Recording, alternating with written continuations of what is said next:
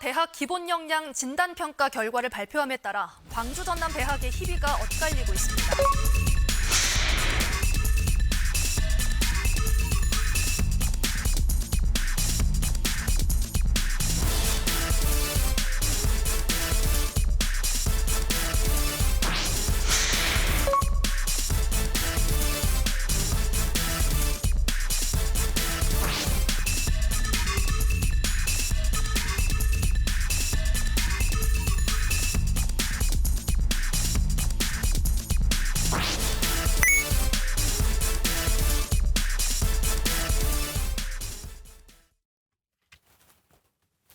안녕하십니까, 김낙권입니다.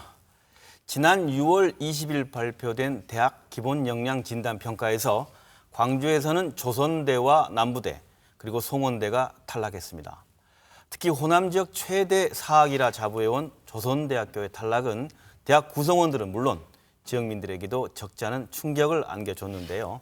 이후 조선대학교 구성원들은 공식 사과와 함께 대대적인 구조조정을 발표했습니다. 그리고 이달 중에 발표될 평가 결과에 최선을 다하고 있는 모습인데요.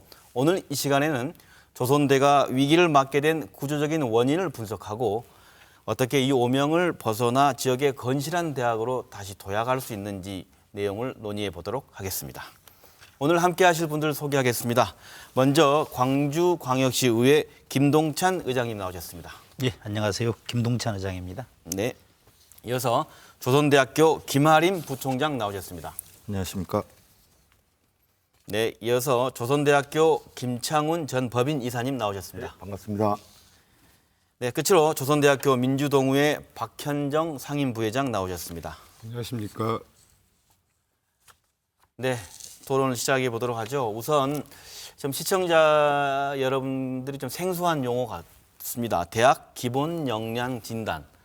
좀 발음도 어려운데 이것이 어떤 제도이며 어떤 기준으로 평가를 하고 과정을 거쳐왔는지 먼저 김아림 부총장님께서 한 말씀 해주실까요? 네. 먼저 저희 학생들과 학부모님 그리고 시도민 여러분께 이런 충격적인 소식을 전해드린 점을 먼저 사죄 말씀 올립니다.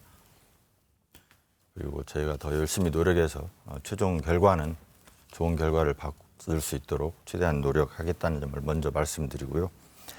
이 대학 기본 역량 진단은 교육부가 2015년에 이제 1차 한 번 했고요. 3주기로 지금 할 예정입니다.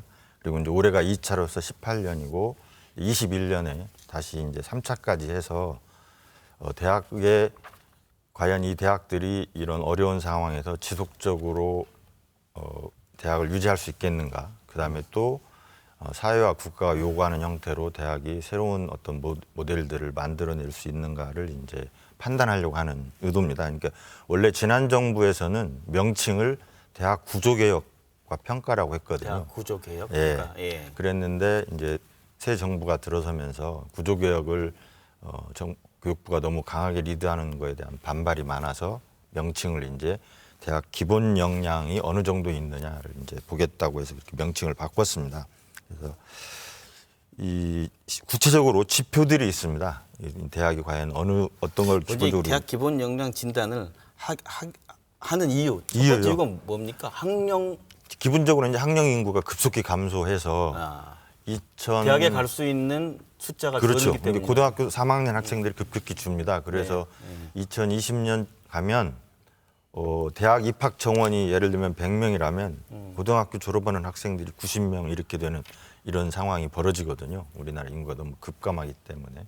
그것이 또 수도권보다는 지방이 더 강하게 인구가 감소하기 때문에 그동안 이제 대학이 너무 좀 많아졌다면 이 대학들이 과연 존속할 수 있을 것인가, 지속할 수 있을까에 대한 문제들이 있기 때문에 강한 구조조정을 사실은 교육부가 염두에 두고 있었던 것이고요. 그리고 이제 그걸 통해서 대학을 좀 더 슬림화하고 또 좀 더 강한 위기에도 살아남을 수 있는 강한 어떤 힘들을 키우게 하려고 하는 것이죠. 그런 측면이 이제 가장 강하고 한편으로는 이제 교육 경쟁력, 특히 학문이나 사회 변화가 워낙 빠른데 이 빠른 변화를 감당할 수 있는 인력 혹은 인재들을 창출하는 힘이 결국 대학에 있는데 특히 이제 근래 4차 산업혁명 시대에 더욱 요구되는 게 그런 소프트 파워의 힘인데 이것들을 대학이 좀 갖추어서 인력을 좀 양성해내라라는 양측면을 갖고 있다고 볼 수 있습니다. 네. 네, 그런 그런 대학 점에서 기본 이제- 역량 진단 평가에 대한 얘기를 이제 원론적인 얘기를 예, 해주셨고 조선대학교 얘기를 한다면 이제 다들 의장님 빼놓고 다들 대학과 관련된 분이시니까 우리 부총리님만 말씀하실 수 없고 이게 어떤 거고 1차 결과가 어떤 건지에 대한 얘기를 서로 한번 얘기를 나눠보도록 하죠. 먼저 예. 말씀해 주실까요? 먼저 부총장님이 말씀하신 것 중에 네. 박근혜 정부 때 시작된 게 1단계 대학 구조 개혁 방안입니다. 이때는 인력 감축, 그러니까 신입생 감축에 주 초점이 맞춰져 가지고 2013년 평가를 해서 2015년에 각 대학들을 A, B, C, D, E 등급으로 나눴습니다. 네. 그때 당시에 조선대학교는 B 등급에 해당돼 가지고 그때는 전체가 이 감축의 목적이 있었기 때문에 지금으로 따지면 뭐 조선대학교가 자율개선대학 쪽에 선정되었다고 볼 수 있겠죠. 1단계 평가에서는. 그래서 전국적으로 약 2018년도에 5만 8천 명의 신입생 숫자를 줄였습니다. 2단계는 대학 기본 역량 진단 평가가 시작되었고 2015년부터 2018년까지 평가겠죠. 네. 그래서 2018년도에 지금 이 시점에서 전국 160개의 평가 대학 중에서 약 120개가 선정이 됐습니다. 그리고 약 40개 대학이 자율개선대학에서 탈락되었습니다. 지금 교과부에서 그 지방대 문제는 우리가 논의는 문제는 있지만 네. 지금 그 어차피 1차에 떨어졌지 않습니까? 근데 네. 이번 조선대학교가 자율개선대학에서 탈락 그 자체만 가지고도 2차에 뭐 재정에 걸리냐 안 걸리냐 그래서 2차적인 문제고요. 그 자체만 갖고도 지금 심각한 문제가 있습니다. 앞으로 휴유증이. 그래서 이번 187개 대학에서 40개 선정됐는데 아시다시피 저희 조선대학교는 의치약대를 가진 전국 유일한 종합대학입니다. 이 대학이 신입생 규모만 해도 전국 5위 한 4,300명 모집하고 있는데 이런 대학이 이번 40개 대학에 포함됐다. 자율개선대학에서 탈락했다.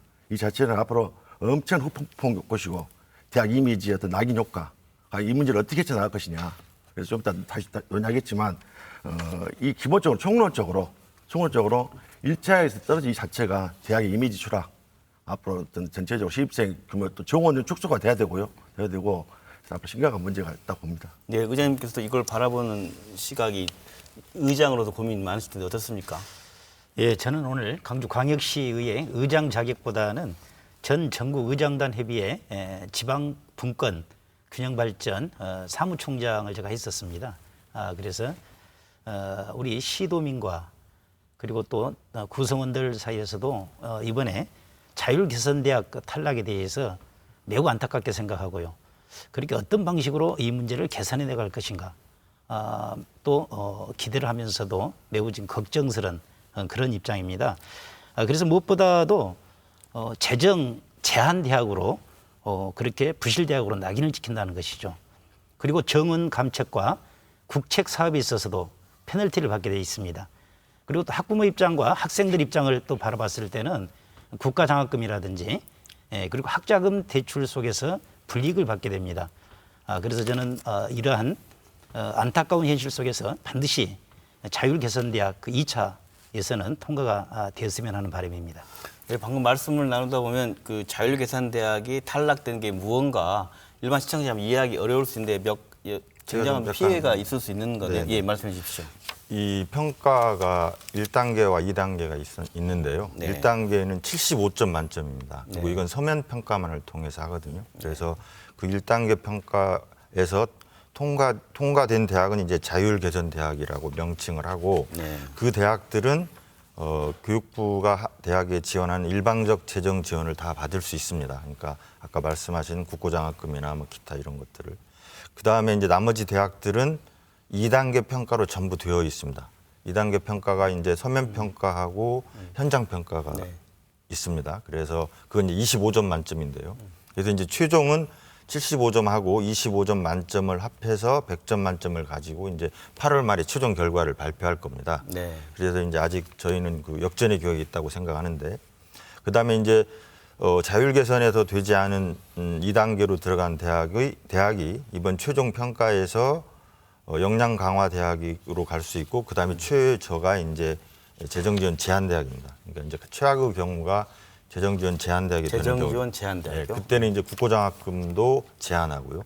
그다음에 정부 국가가 발주하는 여러 프로젝트들도 참여할 수 없게끔 해서 제한하는 거죠. 결국 하위 10%쯤에 되는 대학은 이제 거의 폐쇄할 정국이 이제 놓이는 학교 상태가 문을 닫아야 예. 된다. 네, 그 부분과 관련해서 네, 네. 제가 잠시 말씀을 드리자면 네. 이번 평가가 자율 개선대학이 있고 역량 강화대학이 있고 재정 지원 제한대학 1, 2가 있습니다. 참 복잡하네요. 예, 네, 네. 자율 개선대학은 국가에서 약 30억에서 대학 그 규모라든가 적정성 규모에 따라서 100억 정도의 지원을 합니다. 이것은 옛날에는 특수 목적 사업이라고 해가지고 지정을 했습니다. 어떤 목적에 사용해라. 근데 이번에는 학교 자율에 맡기는 거죠. 그 돈 달태를. 일반 재정 지원. 학교가 전체 금액을 학생 장학금으로 쓴 이런 기금을 이번에 자율개선대학에는 주겠다는 것이고 역량 강화대학은 기본적으로 국가장학금은 다 받습니다. 그리고 특수 목적 사업에도 지원할 수는 있습니다. 그다음에 재정지원대학 1에 떨어지면 국가장학금이 1, 2로 나눠집니다. 네. 원 유형은 우리가 말하는 소득 분위에 따른 그 지원이고 두 번째는 대학에서 어떻게 학생들에게 지원하고 이런 것들을 평가를 따져서 지원하는 게 두 번째입니다. 그러면 조선대학교가 약 1년에 450억 정도의 그 국가장학금 전체 규모로 따지면 들어옵니다. 여기서 재정지원대학 1이 되면 약 350억 정도는 들어오고 100억 정도니까 재정지원 그 국가장학금 2가 빠지게 되죠. 그런데 이제 이런 것들 자체가 분명하게 학교에서는 유기일 수밖에 없죠. 이런 부분들에 대해서 제가 말씀드리는 이유는 네. 정부 평가가 재정지원대학 2에 걸리면 네. 그건 아무것도 없습니다. 국가장학금 1, 2 다 없고 아무것도 450억 50억 정도 다 없어져 버려요. 450억에 재정지원대학 2에 걸리면. 그럼 그게 말 그대로 국고장학금이란 말은 그 돈을 받아서 학생들이 또 신입생들이 오고 그런 돈 아니겠습니까? 그렇죠. 그러니까 이제 학교를 학생들이 있어야만이 그러니까 그것은 재정지원대학 2는 학교를 폐교 위기에 시달릴 수밖에 없죠. 그러니까 정확하게 자율개선대학, 역량강화대학, 재정지원대학 1, 재정지원대학 2 이렇게 나라니까 2에 걸리면 거의 학교가 살아남기는 힘들겠죠. 이게 이제 교육부가 밝히는 어떤 한국 사회에 갖고 있는 뭐 대학의 평가 기준이기 때문에 네. 이번 제가 자율개선대학이 탈락한 대학 40개 대학이거든요. 네. 그러면 제가 봐서 거의 50% 정도는 문을 닫으라는 소리입니다. 예를 들어서 교감 입장이. 그러면 여기서 금방 이 부분을 탈출해야 되는데 네. 그러려면 지금 1단계 평가가 75점, 2단계 평가가 25점, 총 100점입니다. 그런데 조선대학교가 이번에 제가 알기로는 175위권으로 알고 있어요. 또 40개 탈락 중에서는 30위권 정도로 알고 있는데 과연 지금 2단계를 준비하기 위해서 모든 40개 대학이 비슷하게 구조조정을 내놨습니다. 지금 내놨는데 지금 우리 대학 집행부가 내놓은 안을 보면 지금 교감 입장은 특별한 문제가 없으면 1차 75점 중에서 1차 순위대로 갈 확률이 없습니다. 예를 들어서. 왜냐하면 역량강화대학이 이번에 제가 8개 정도 선택이 된다고 해도 40개 대학에서 나머지 32개는 아까 말씀하신 재정대학 1, 2로 나눠지지 않겠습니까? 그래서 지금 조선대학교가 과연 이런 그 타겟을 가지고 과연 1차 결과를 뒤집을 수 있겠느냐. 아까 말씀한 것처럼 학생과 학부모 그렇습니다. 지역이 걸려나 중요한 문제라는 게 방금 생각 드는 게 450억 정도의 국고장학금이 아까 재정지역 제한 2가 된다면 그럼 이건 굉장히 큰일 아니겠습니까? 그렇습니다. 지금 그래서 제가 걱정스러운 것은 네. 그 2만 천여 명의 학생과 그 학부모의 충격은 이루 말할 수가 없고요. 네. 그리고 또 하나는 그 지역 경제에 그 악영향을 또 미치게 돼 있습니다. 그래서 또 뿐만 아니라 청소년이라든지 대학생들이 타 지역으로 유출할 수밖에 없는 그런 사회적 현상이 일어날 수밖에 없고요. 그리고 가장 중요한 것은 지역 경제의 어떤 자립적 선순환 제도가 이제 파괴돼 버립니다. 네. 대학이 지역 사회에 미치는 영향이라든지 그리고 구조 속에서 대학의 역할이 아주 중요하기 때문에 저는 단순한 지금 조선대학교 문제에 국한돼서 판단할 문제가 아니고 네. 우리 광주 전남의 전반적 측면에서 좀 바라봐야 되지 않을까 그렇게 생각하고 있습니다. 네. 근데 이 문제에 대해서 저는 이렇게 생각합니다. 우리가 어쨌든 이 팩트는 정확하게 이야기를 해야 된다고 생각합니다. 이번 평가가 재정 문제에 대한 평가는 아니었다는 거죠. 그 무슨 말씀이신가요? 이거는 우리가 그 자율계산대학을 선정하고 대학 기본 역량 진단 평가는 정량 평가와 정성 평가라는 두 가지 항목을 했습니다. 정량 평가는 우리가 수치상으로 드러나는 것이겠죠. 그러니까 학생들에게 얼마의 장학금을 주느냐 이런 점수는 높습니다. 네. 근데 이제 중심으로 들어가면 정성 평가라는 부분이 있습니다. 뭐 교과 과정의 개선이라든가 이런 문제들은 제가 알기로는 낮은 점수를 맞은 것 같습니다. 그러니까 어쨌든 교수 사회가 일차적 책임이 있는 건 사실이고요. 또한 전국 3,000명 이상의 규모 대학에서 탈락한 대학은 또 조선대학교 유일하기도 합니다.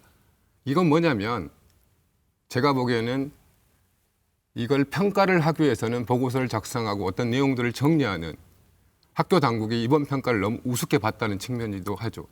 그러니까 1단계 평가에서 전국 평가에서도 B등급을 맞았는데 권역별 평가에서도 통과되지 못했다는 것은 이번 평가를 대하는 기본적인 집행부의 자세가 미흡했다는 것이고 제가 보기에도 보고서가 이번 2차 평가에서는 거의 4만 페이지 이상에 나갔는데 1차 평가 75점에 배정될 때도 1만 몇 페이지밖에 안 나갔습니다. 학교에서. 그러니까 이거는 학교의 기본적 역량이 떨어진다는 측면이 아니라 제대로 뭔가 준비하지 못했다는 그리고 우리는 될 것이라는 안일함들이 더 컸다고 생각합니다. 이 점에 대해서 약간 네. 어르신 말씀입니다. 어르신 지적이고. 네, 뭐 하지만 예, 네. 변명같이 좀 말씀을 드리자면 네. 저희가 이제 그 정량 지표 아까 말씀하셨지만 정량 지표는 주로 이제 교원 확보율, 교사 확보율, 뭐 신입생 충원율 이런 것들을 다 점수를 줍니다. 그래서 예를 들면 교원 확보율 같으면 3년치 통계를 보거든요. 15, 16, 17치, 17년 통계를 보고 그게 10점 만점입니다. 근데 이제 그 부분에 대해서 저희가 약간 그 수치상 입력을 잘못해서 점수가 깎인 부분이 있습니다. 적어도 한 1점 이상이 깎인 걸로 저희는 보는데 이제 그런 점들이 약간 미스가 있었고 그런 것들이 이제 최종 75점 점수에서 좀 낮게 나온 측면이 있습니다. 그래서 그 부분은 이제 지금 뭐 교육부가 향후 합산 과정에서 이제 어떻게 할지는 뭐 이제 여러 노력들을 하고 있습니다. 근데 더 근본적으로는 이제 우리 대학이 그동안 좀 안일한 형태로 대학 운영을 해온 것이 아니냐라는 지적들이 많고 또 저희도 그걸 자인하지 않을 수는 없습니다. 이제 3년간 준비를 해야 사실 이 점수를 잘 받는 건데요. 네. 저희가 이제 예를 들면 15, 16, 17년 3년간을 사실은 이게 가장 아까 지적이 있었지만 정량 평가는 거의 다 드러나 있습니다. 근데 이제 정성 평가는 그 3년간 그 대학이 얼마나 대학을 짜임새 있게 잘 운영했냐를 중시하고요. 특히 중시하는 게 환류 체제를 갖췄냐를 중시합니다. 그러니까 학생들의 교과 과정을 개편하려면 적어도 한 학기나 두 학기 전, 1년 전에 새로운 교과 과정 모델을 만들어내고 네. 거기에 대한 논의를 거쳐서 그걸 시행해보고 그 시행의 결과를 가지고 다시 검토를 한 다음에 이게 잘 됐으면 그대로 가는 거고 잘못되면 또 어떻게 개선을 하고 이런 그 완벽한 적어도 환류 시스템을 갖춰라라는 건데 이제 저희가 아마 그런 점들은 약간 미스가 된 점이 있습니다. 그리고 1차 보고서를 좀 저희가 잘 못 쓴 측면이 있다고 지적하는 분을 지적받겠습니다. 근데 적어도 1차 때는 저희가 포인트를 그 전에 저희가 이제 에이스 사업 혹은 뭐 링크 사업들을 쭉 국고 사업을 해왔기 때문에 그 중심으로 저희는 이제 뭐랄까 이렇게 페이퍼 작성을 중점을 두었습니다. 근데 이제 그게 좀 약간 미스 포인트가 있었던 것 같고 뭐 이제 증빙까지 하면 저희도 그때 뭐 2만 페이지 넘게 다 냈는데 이제 그런 점에도 좀 섬세한 작업 이런 점은 좀 약간 아무래도 그 숫자로 드러나지 않은 네. 정성적인 부분에 대한 준비가 좀 부족했지 않았냐. 교육부의 평가에 대한 것은 각자 좀 의견을 말씀하신 것 같은데 의장님은 교육 평가에 대해서는 또 어떻게 생각하십니까? 저는 이번에 저희들이 그 성명을 잘 발표했었습니다. 그런데 이제 교육부 평가를 저는 크게 두 가지로 볼 수 있는데요. 하나는 지금 수도권 대학이 이번에 57개 대학 중에서 52개 대학이 이번에 1차 선정 대학이 합격이 됐었습니다. 선정되었습니다. 그래서 약 한 91.2%. 그리고 지방 대학이 104개 대학 중에서 68개 대학. 그래서 65.4% 정도. 결국은 뭐냐 그러면 수도권 대학 위주로 이번에 선정되었다는 그래서 저희들이 그냥 문제점을 제기했었고요. 그리고 또 약간 조선대 입장에서도 좀 억울한 측면이 있더라고. 저도 나름대로 평가 항목을 분석해 봤었습니다. 그런데 그 내용에 보면 대학의 기본적인 것은 그 교육과 연구입니다.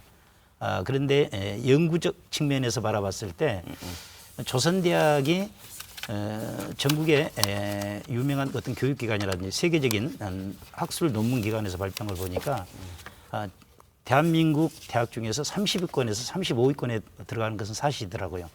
그런 의미에서 즉 연구적 측면에서 평가 항목에 불이익을 받은 것이 참 사실이었습니다. 그런데 저는 이제 안타깝게 생각한 것이 수도권 중심의 대학들이 많이 선정됨으로 인해서 지방 대학이 고사할 수밖에 없는 이러한 현상들이 계속해서 나타나고 있습니다. 그래서 저희들은 조선대학교 문제를 단순하게 조선대학교 구성원들의 문제가 아니라 우리 강주 전남 전반적인 문제고 그리고 전국에 있는 지방대학교 전체적인 문제다. 그래서 이번에 조선대학교 문제를 저희 시의회 쪽에서도 강력하게 성명서를 통해서라든지 또 다른 방법을 통해서 대응하고 있습니다. 네, 알겠습니다. 지금 말씀하신 건 이제 우리 1차 평가 나온 결과 가지고 얘기를 좀 나눠봤습니다. 네, 이 문제를 얘기하다 보면 각자 이 문제를 또 진단하는 거, 조선대학교가 왜 이런 어려움에 처했고, 그리고 우리 학부모와 학생들은 또 이런 충격적인 상황에 놓이게 됐는가에 대한 각자에 대한 진단이 좀 다를 것 같은데, 조선대학교 이제 문제 한번 진단해 주신다면 어떤 분부터 먼저 말씀해 주실까요? 네, 할까요? 네. 이제 예, 문제를 알아야 이제 해법을 찾아야 하지 않겠습니까? 예. 저희 대학은 72년 전에 그 7만 2천 설립 동지가 만든 한국 최초의 밀립대학입니다. 그 이후에 박철웅 전 총장이 설립 역사를 날조하고 또 학생들의 등록금을 유용하고 횡령하고 해서 결국 일파 환경으로 인해서 물러갔습니다. 물러갔는데 그 이후에 30년 동안 이 대학의 운영은 교수, 직원, 특히 교수들이 운영했다고 해도 과언이 아닙니다.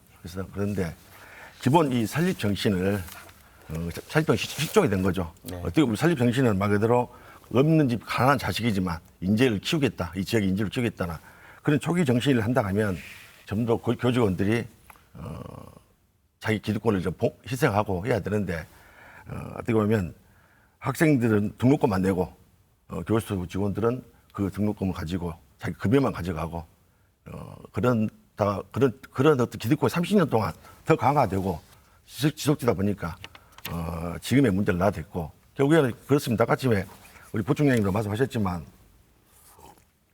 이 대학 그 기본 역량 진단 평가는 3년 전부터 예고가 됐습니다. 원래 했는데 올해 그 강동원 총장이 그 뭡니까 저 직원들 그 팀제를 개편한다고 했는데 5월 일자 보니까 늘려놨어요. 이제 54개를 한두 개 늘어났습니다. 그리고 단가 대학을 줄여야 되는 것이 그리고 한국학이 요구되는 상황이었어요. 그러는데 미래융합 대학입니까? 그런 대학을 단가 신설하고 네네. 결국에는 그런 3년 전부터 예고됐던 부분을 6월 20일 발표하는데 그 몇 달 전까지도 그 상황 판단을 못하고 설마 우리 조선대학교가 무너지겠느냐. 네. 그래서 이제 지금 뒷북을 치고 있는데 이런 상황이 온 것은 결국에는 이 사립 정신을 제대로 인식하지 못한 네. 기득권화에 대한 학교 내부 구조에 큰 네, 문제가 알겠습니다. 있습니다. 또 다른 네. 분. 네. 저는 조선대학교 구성원들이 뼈를 깎는 자군 노력을 저는 해야 한다고 봅니다. 사실 2030년까지 미래학자들의 발표에 의하면 우리나라 대학교의 50%는 문을 닫아야 되는 그런 위기에 있습니다. 그래서 저는 무엇보다도 조선대학교 자체 그 17개 단과대학에 85개 학과가 있는데요. 사실 유사학과들은 통폐합을 해야 됩니다. 네. 그리고 또 무엇보다도 중요한 것은 행정의 효율성을 그래서 슬림화시켜야 되는데 어떻게 보면 총론에는 다 찬성을 합니다. 그래서 구조조정이라든지 내부 계획이라든지 혁신이라든지 근데 이제 강론에 들어가면 과연 누가 희생을 할 것이냐라는 어떤 네. 서로의 어떤 그 과 이기주의라든지 또 각종 어떤 이기주의가 도사리고 있기 때문에 어떻게 보면 구조조정에 실패했던 것입니다. 그러다 보니까 지금 방대한 조직에 또 비만한 어떤 행정 운영 이런 것들 자체가 오늘날 조선대학을 위기로 지금 빠지게 했다고 볼 수 있고요.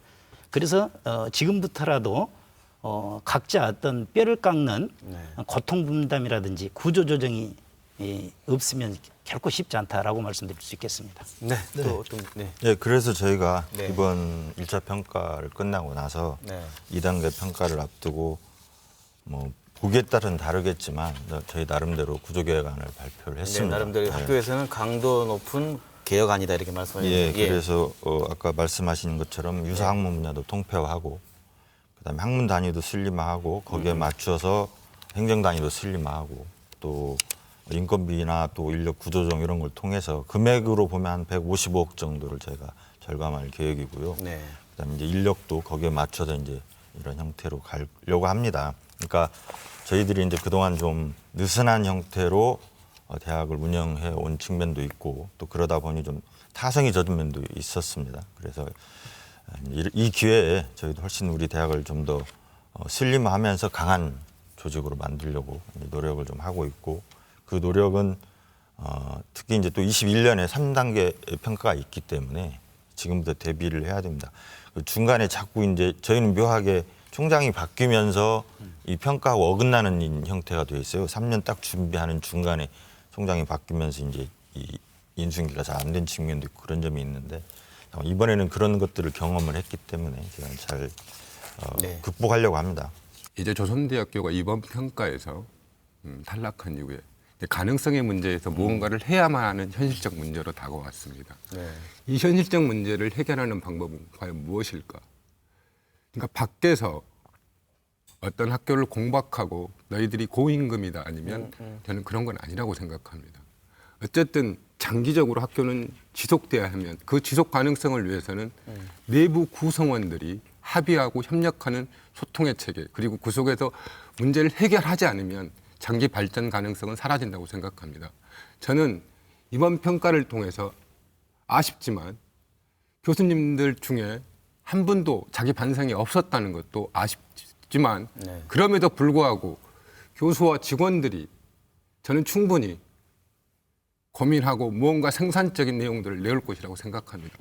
학교 본부에서도 당연히 어떤 안들을 혁신안들을 마련하고 소통해야 되겠지만 그 전제는 그들이 먼저 소통하고 학교 구성원들이 이 문제 해결은 돼야 됩니다. 왜냐하면 단순하게 재정 적자의 문제가 아니라 네. 어쨌든 구조적으로 2010년 이후에 조선대학교가 재정 적자를 계속적으로 기록해왔던 것도 사실입니다.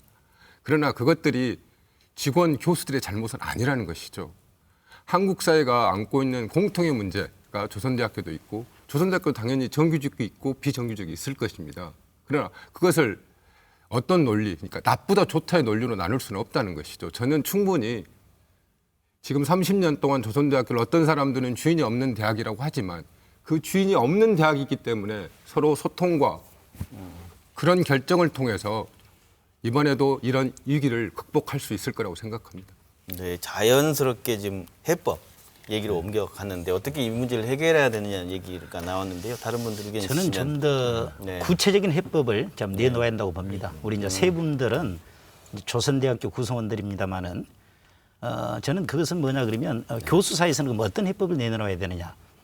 예를 들어서 3년 이내, 5년 이내 정년을 남겨두신 분들은 안식년을 맞이해서 샐러리의 50%를 봉급으로 받는다든지 그리고 일반 직원들은 뭐 10%에서 20% 그렇게 맹퇴를 한다든지 아니시면 샐러리를 그 월급을 가지고 장학금이라든지 발전기금이라든지 뭔가 구성원 자체가 구체적으로 어떤 계획 액션 어떤 프로젝트를 진행해야 한다는 것입니다. 그래서 그걸 어떻게 하느냐 그러면 법과 제도를 통해서 원칙적인 계획 방안을 마련해야 한다는 거예요. 그래야 구성원들이 모두 다 동의하는 것이죠. 그렇지 않고 일부 학과에 대해서 통폐합을 유도한다든지 일부 직원에게 페널티를 준다든지 그러면 구성원들 자체가 동의하지 않는다는 것입니다. 그렇기 때문에 아까 우리 선생님께서 좋은 말씀을 해주셨습니다마는 그것은 이제 큰 틀에서 동업자 정신과 공동체 정신입니다. 이제 그것이 협업 정신이고요. 많은 대화를 통해서 협치를 만들어서 결국은 법과 제도를 잘못된 것에 대해서는 혁신을 해내야 되거든요.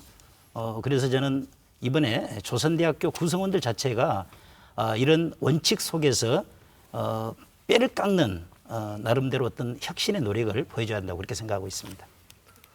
네, 또 어떤 분이 말씀해 주실까요?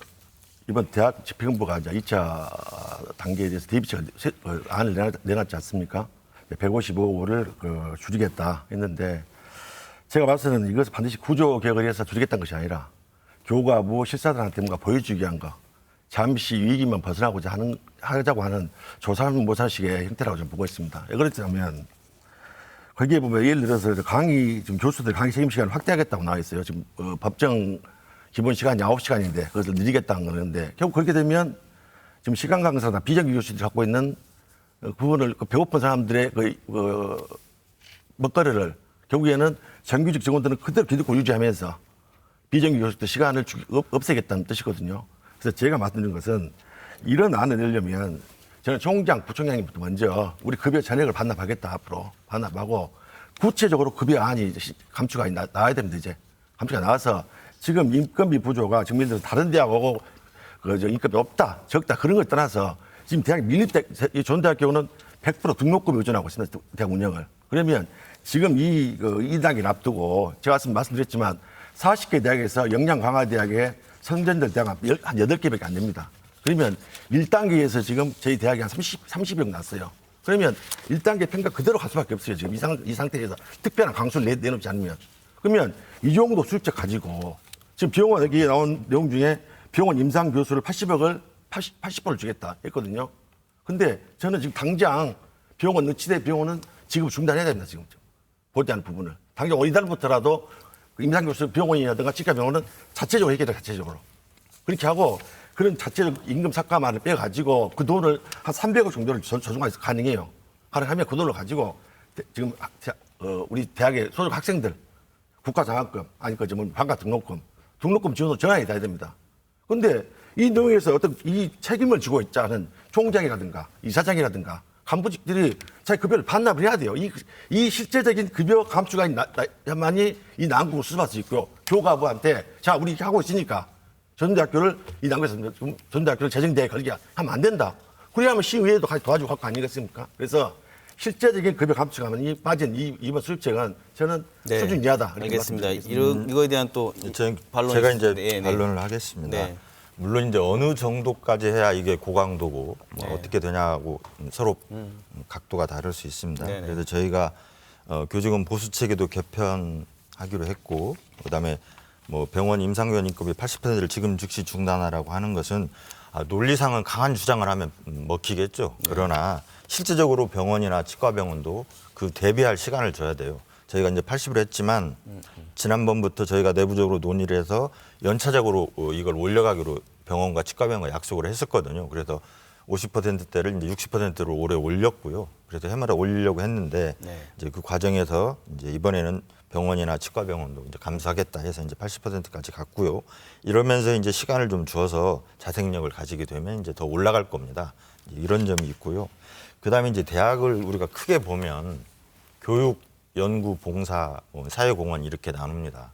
조금 제가 문제를 다르게 접근해보자면 아까 의장님께서 연구력 말씀하셨는데 우리 대학이 연구력으로 치면 이 호남 지역에서 이제 전남대, 전북대 우리 대학 정도가 거의 같은 선상에 서 있습니다. 이게 분야별로 약간 다르지만 전국에서는 30위권 뭐 이렇게 있습니다. 이게 그런 걸 보여주는 게 뭐냐면요.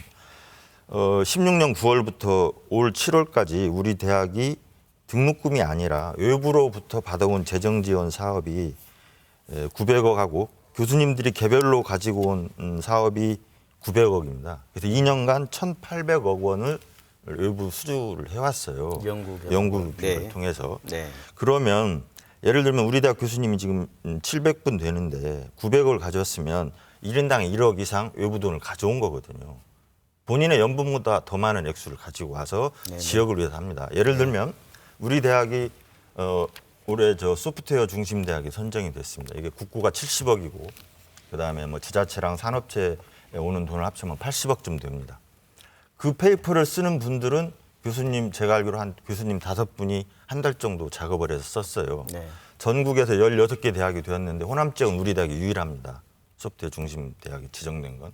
그러면 교수님 5분이 거의 한 달 가까이 밤새워 일하고 또 교수님 서포트하는 교직원들도 같이 밤샘 작업을 해서 80억 가까운 외부 자금을 가지고 왔어요. 이게 그 개개인들한테 가냐? 개개인들은 인건비를 하나도 못 씁니다. 새로운 인력을 고용해야 되고, 네네. 그다음에 심지어 이제 각 중고등학교에 컴퓨터 교육을 하러 나갑니다. 그 프로그램 안에 그게 있기 때문에 다 무료로 가서 교육을 시켜주고 오는 거거든요.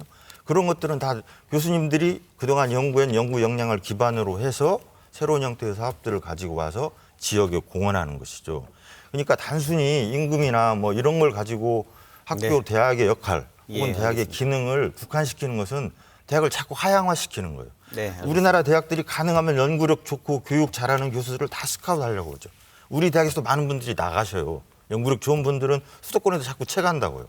그러니 우리도 가능하면 그러지 않게끔 대학이 가능하면 그런 분들한테 사기도 북돋아주고 우리 함께하면 더 좋은 미래가 있을 거라는 대학의 전망도 주고 이래야 대학이 더 네, 살아나죠. 대학의 연구 역량 강화라는 부분도 놓칠 수 없는 대목이다라는 제가 설명으로 듣고요.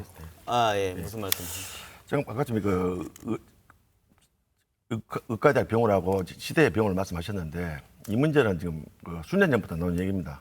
10년 전부터 만약에 대학 집행부가 지원을 했다 하면 네. 진즉 100%를 지원 안 해도 됐을 거예요. 근데 이 문제는 하루 이틀 문제가 아니거든요. 그래서 조선대학교 병원하고 치과병원이 살 수 있는 길은 적자에서 살 수 있는 길은 빨리 발을 끊는 겁니다. 직업을. 그것은 그렇게 지금 돈을 지급하지 않으면 병원 자체적으로 광고책을 냅니다. 그래서 제가 너무 잘하고 있습니다. 그 문제고요. 지금 대학 연구 역량 말씀하셨는데 지금 의치학대를 빼놓고요. 의치학대 빼놓고 지금 조선대 출신 교수가 1%가 안 됩니다. 지금. 전부 외부 교수 출신이 99% 차지하고 있는데 의치학대 빼놓고. 이건 좀 과장된 얘기고요. 맞습니다. 지금 지금 법과대학에도 제가 나왔는데 지금 한 분 빼놓고는 다 외부 교수예요. 김재현 교수 한 번 빼놓고 권상용 교수하고 또 빼놓고 전 외부 교수인데 여기 말씀드리자면 그런 결과가 그렇게 외부 교수 역량이 좋은 교수들 왔는데 결과가 이런 자율 개선이 타락됩니까? 제 말씀은 국고 보조를 딴 것도 중요해요. 그렇지만 그것은 인건비 전혀 안 됩니다. 전혀 안 돼요.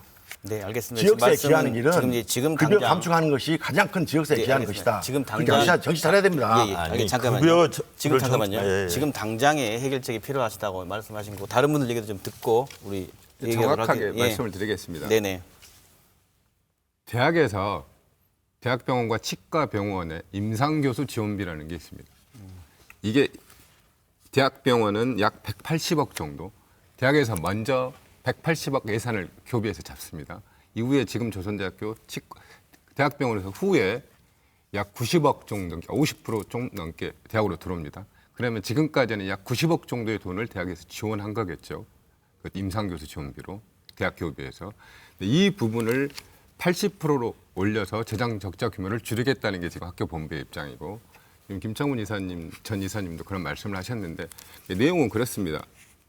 바로 그 부분을 줄여 나가는 것도 조선대학교 교비의 적자성 규모를 줄여 나가는데 도움이 될 겁니다. 1차적으로. 그러나 대학병원에도 저는 기본적으로 직원들이 있고 거기도 뭐 사람들이 있는 것 아니겠습니까? 저도 100%를 말하고는 싶습니다. 당연히. 그러나 80%, 85%, 95% 이렇게 올려나가는 기간도 필요하다고 생각합니다.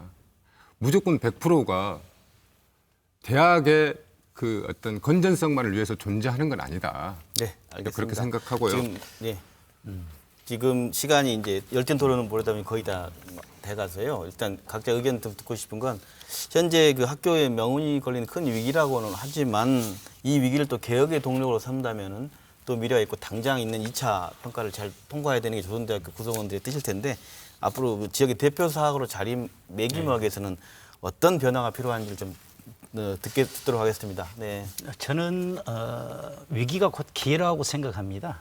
그래서 오늘 그 세 분의 조선대 관계자분들이 나와서 지금 학교의 여러 가지 내부적인 시스템이라든지 문제점에 대해서 많은 이야기를 해주고 계십니다만은 저는 광주 시민의 입장에서 그리고 또 지역을 대표하는 광주시의회 입장에서 사실 지금 수도권 중심 대학들 저는 균형 발전 차원에서 참 우려를 표하지 않을 수 없습니다. 그래서 교육과 경제와 문화 중심 자체가 수도권으로 가버리면 지방은 사실 더욱더 어려움에 빠지게 돼 있습니다. 그래서 저는 무엇보다도 그 외국의 사례들을 제가 토론에 나오기 전에 좀 봤었습니다. 근데 보통 지방 정부와 대학과 기업이 하나의 클러스터를 구성합니다. 많은 외국 대학들은. 그래서 대학에서 훌륭한 인재를 양성해서 기술을 기업에 제공하고 또 기업들은 또 새로운 직업을 창출해내고 그렇게 해서 상생의 모델을 만들어가는데 안타깝게도 우리 지방대학은 그러한 현상 속에서 약간 비껴나가 있는 것 같아요. 뭐 예를 들어서 지금 나주혁신도시 지금 벌써 많은 유관기관들 그리고 협력업체가 300개 이상 협력업체가 오고 있습니다. 그런데 그게 아주 훌륭한 인재들을 많이 필요로 하고 있습니다. 그리고 그게 에너지부터 해가지고 신재생에너지 그리고 여러 가지 어떤 광산업이라든지 그러한 좋은 기업들이 지금 공기업들이 나주혁신도시에 와 있기 때문에 저는 조선대학교에서 자구 노력을 해서 필요 없는 과를 통폐합해라는 거예요. 그래서 그 공기업이라든지 기업에서 필요한 인재들을 배출하면 취업 문제가 해결합니다. 그래서 어떤 계획 방향 자체가 물론 뼈를 깎는 노력 속에 자구 노력 속에 뭐 임금이라든지 뭐 인하를 한다든지 이런 것도 필요합니다만은 중장기적인 계획을 세워가면 저는 충분하게 가능성이 있다는 것입니다.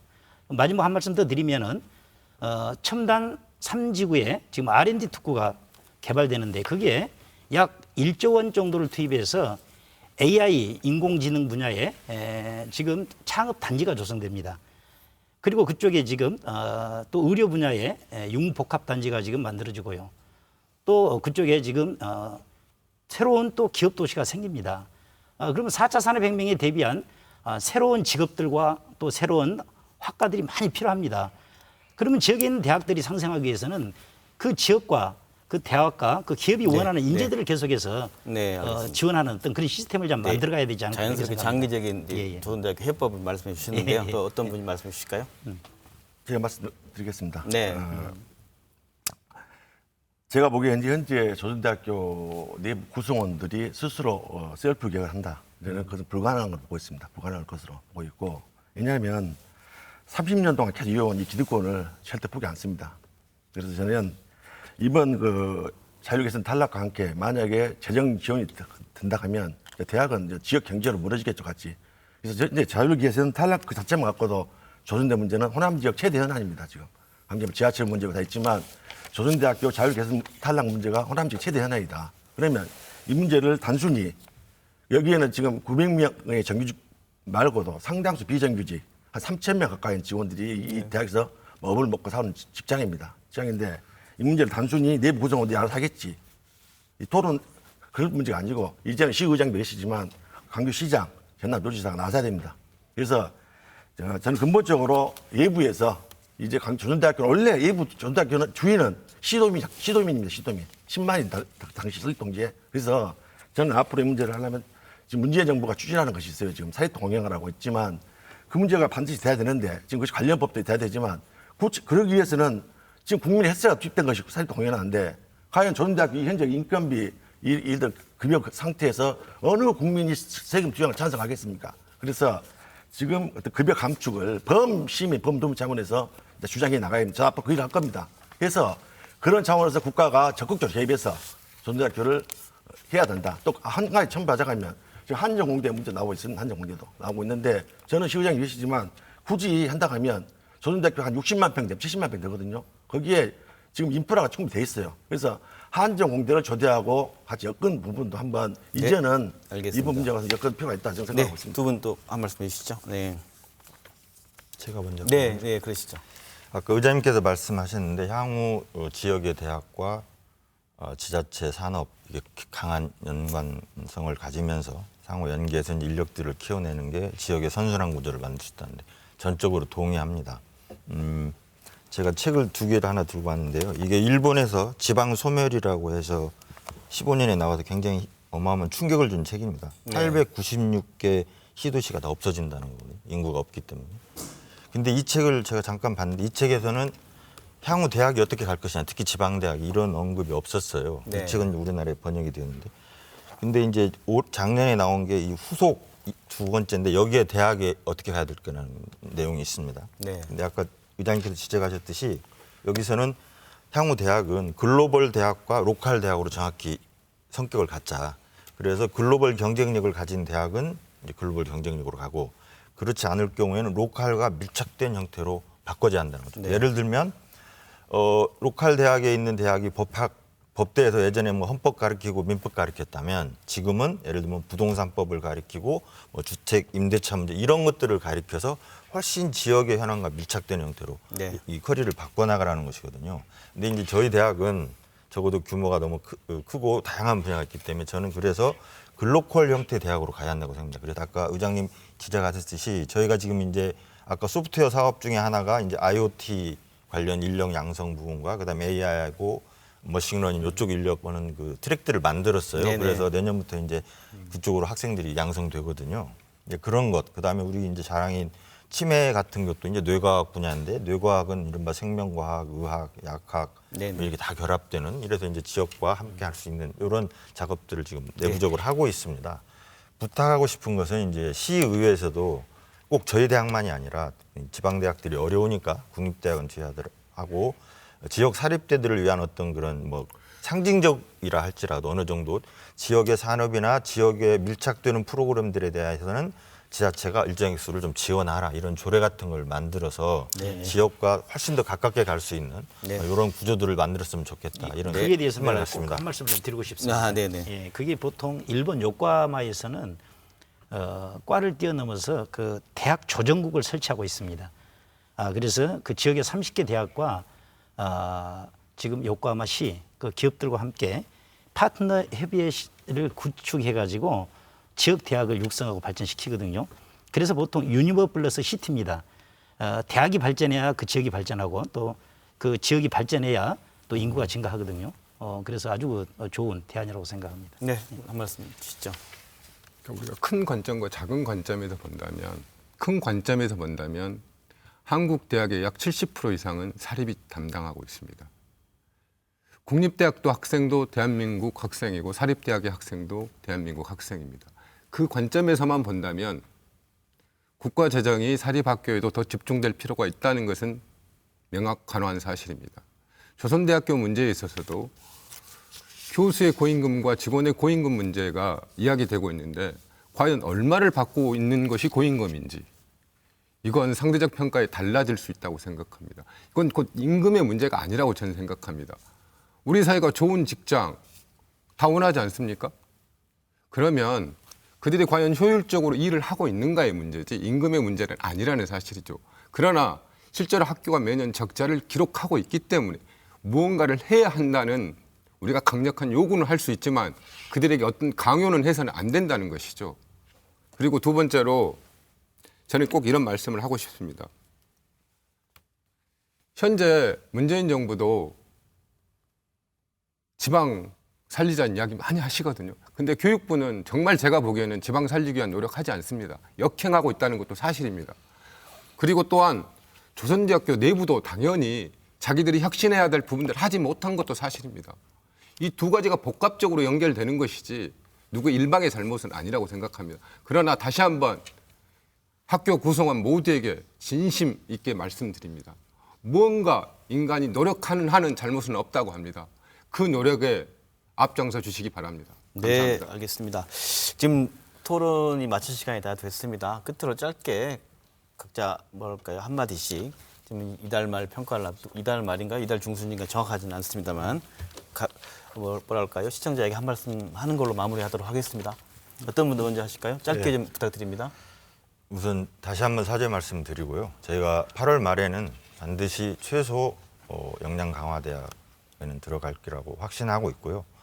또 아직 정책적으로 결정이 안 났지만 결정에 따라서는 자율 개선도 가능하리라고 봅니다. 그러나 이런 낙관적 전망보다는 우선 우리 대학이 그동안 좀 너무 안일했다는 점들을 반성하고 강도 높은 구조교육을 통해서 대학을 좀 더 수준 높고 지역과 밀착하면서 지역과 함께하는 대학으로 만들기 위해서 최대한 노력하겠습니다. 네, 알겠습니다. 네, 그리고 누가 하실까요? 예, 저는 이번 2차 평가에서 우리 시민의 입장에서 역량 강화 대학에 반드시 선정돼야 된다고 또 기대하고 있습니다. 앞으로 향후에 조선대학교 나갈 방향은 문재인 정부의 교육 분야의 국정 과제 중에 하나가 사립대학교 공영화 문제입니다. 그래서 향후 4년 동안 2,800억 원 예산을 들여서 30개 대학 그래서 50%의 인건비라든지 운영비를 지원하고 그리고 이사를 50% 파견해서 공동으로 운영하는 그러한 시스템인데요. 저는 그런 외부 어떤 시스템이 도입되기 전에 우리 조선대 구성원들이 이제 주인의식을 가지고 조선대 계획에 발을 맞춰서 나가야 될 것으로 저는 그렇게 생각합니다. 네. 우리 김창훈 이사님. 제가 다시 한번 강조하지만 이번 자율개선대 탈락 그 자체만 갖고도 조선대 문제는 호남 지역 최대 현안 문제다. 그래서 좀 더 시도민이 주인된 마음으로 조선대학교를 지켜봐 주시고 질책해 주시고 마냥 정규직 교수 직원들한테 스스로 알아서 하겠지.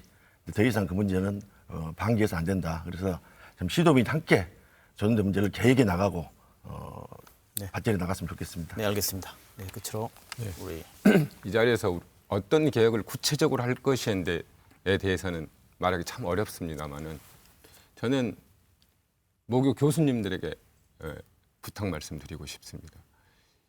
이번 이 자율개선 탈락의 가장 큰 피해자는 학생들입니다. 그 학생들에게 진심 어린 사과의 자세도 필요하고 책임지는 자세도 필요합니다. 이 책임으로부터 우리는 무엇을 할 것인가 하는 내용을 내올 수 있다고 생각합니다. 우리 모두가 어떤 자세를 갖고 임하느냐는 다 아실 것이라고 생각합니다. 다시 한번 부탁드리겠습니다. 혁신하지 않고 그리고 내 것을 내놓지 않으면 안 된다는 사실은 현실이라는 것입니다. 그 현실을 직시하시고 그리고 학생들을 위해서 무엇을 할 것인가 고민해 주시기 바랍니다. 네. 감사합니다. 네, 오늘 네 분 말씀 잘 들었습니다. 네, 감사합니다. 지역 인재를 키워내야 될 지방대학의 위기는 학생과 학부모 그리고 지역사회 모두에게 큰 영향을 미치는 일인 것 같습니다. 그러면서 지역대학들이 뼈를 깎는 노력을 하고 경쟁력을 키워나갈 수 있도록 우리 모두의 관심이 필요하지 않나 싶습니다. 오늘 토론 마칩니다. 감사합니다.